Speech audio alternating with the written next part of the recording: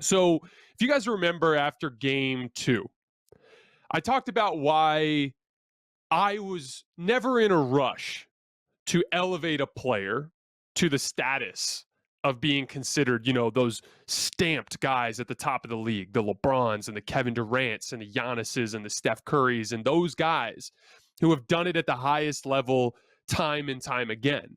And for whatever reason, there's always a race to put people there. And the big reason why I am slow to put people on that list is because I understand the process of getting to that point. There's failure in that process. Giannis lost embarrassingly in the bubble. And in the year before, he really, really struggled against Toronto to create his own shot against that crazy defense, especially after Kawhi Leonard switched onto him. There was pain and loss that led to him understanding the total sellout that it takes. You have to be willing to give everything on every single possession in order to win a championship. And these guys have been through these moments so many times that they've earned a certain level of confidence in these environments. Steph Curry and Draymond Green have been playing playoff basketball for a really long time. You know what they've done a lot? Gone on the road to a underdog on the road. Game 3, up 2-0 with an opportunity to end the series. And they know how those games go. They know that sometimes you're a little bit behind in some of the effort areas of the game because you're not as desperate. That's just human nature. It's not something that you're going to blame them for, right? You know that there's going to be runs in the game. Golden State controlled that game throughout, and there were several moments where Denver got back into it by making plays on defense and getting out in transition the way that they do so well. And Steph and Draymond just knew that that was all part of the process, and they knew they would have a chance at the end to make a handful of plays and get out of there with the win. Steph Curry's not close to 100%. Foot injuries are especially bad. I broke my foot the year before, or the summer before my second season playing in college, and it was a nightmare for me coming back because that's your plant foot. You're planting on it to make every explosive move that you make as a basketball player. And even beyond the healing process, there's like a mental side of it. You have to rebuild confidence in that foot, the trusting it to hold when you take off, right? And that process can be stressful, and it does affect you on the court. Steph Curry came back fast. I guarantee you that if this was a regular season and he suffered that same injury in October, November, he probably takes his sweet time to get back on the court. But he had to come back because of the playoffs and the situation that was taking place. He had to do his minutes restriction in the playoffs. He had to build up his conditioning in the playoffs. And you saw that affect him, especially tonight. Nikola Jokic is really slow. We're going to get into that here in just a second. There were a couple of plays in drop coverage there in the second quarter where he stayed with Steph.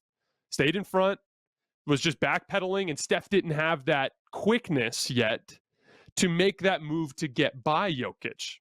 But you know what? Steph knew that the game was still there for the taking, and he knew that if he could just do it once, the game would be over. And right there at the end, Warriors up by 3, same exact play they'd been running all night long, ball screen with Draymond Green at the top of the key, and he just reached down and just once hit the gas and dusted Jokic for a layup. Now they're up by 5. Timeout Denver. We go the other way, where another injured Warrior is up against it. I've been talking a lot with Draymond's back injury about how I told you guys I thought it would be about the second round before Draymond really got his legs underneath him to the extent that he was at his peak when he was healthy, right? And Draymond on a big possession where Jokic has had a pretty good night. Jokic dug deep himself because he's a very good player, and he made a lot of plays tonight, and he had a lot of things going. He hit some crazy tough shots over the top of Draymond Green. But Draymond knew, we're up 5. I just need one stop. I just need to make one play.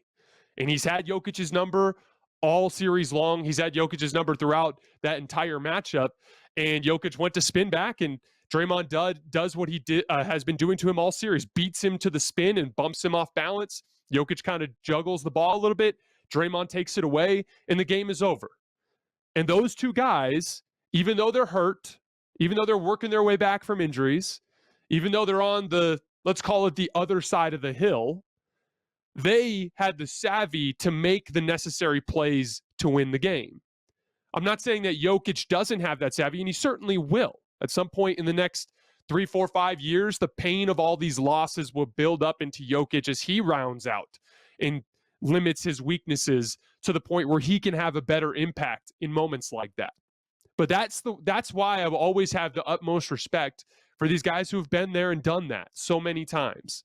Because when things get close late, they can tap into that experience and that confidence that the guys beneath them don't have because they just haven't been there enough, even when they have physical limitations.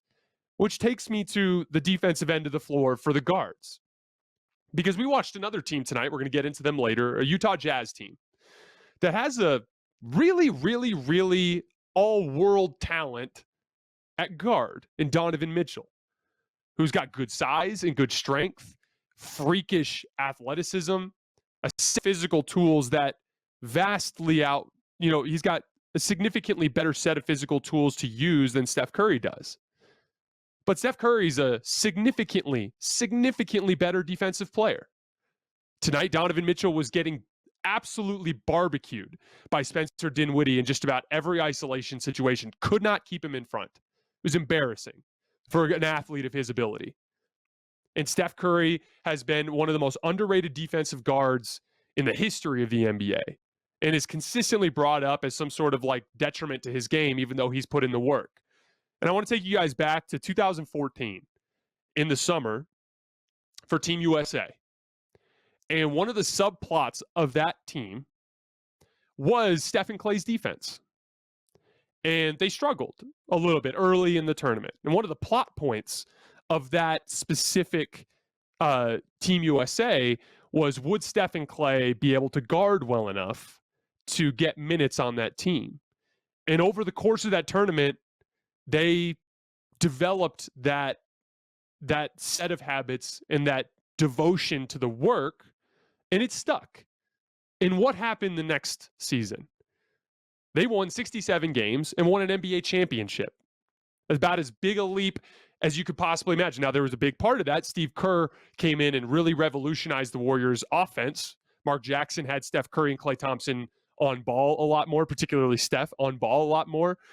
Steve Kerr was obsessed with passing, total number of passes in the game. And he had them moving the ball a lot more, and Warriors basketball was born. But a huge part of that was Steph and Klay and them embracing the defensive end of the floor like it was the most important part of their games.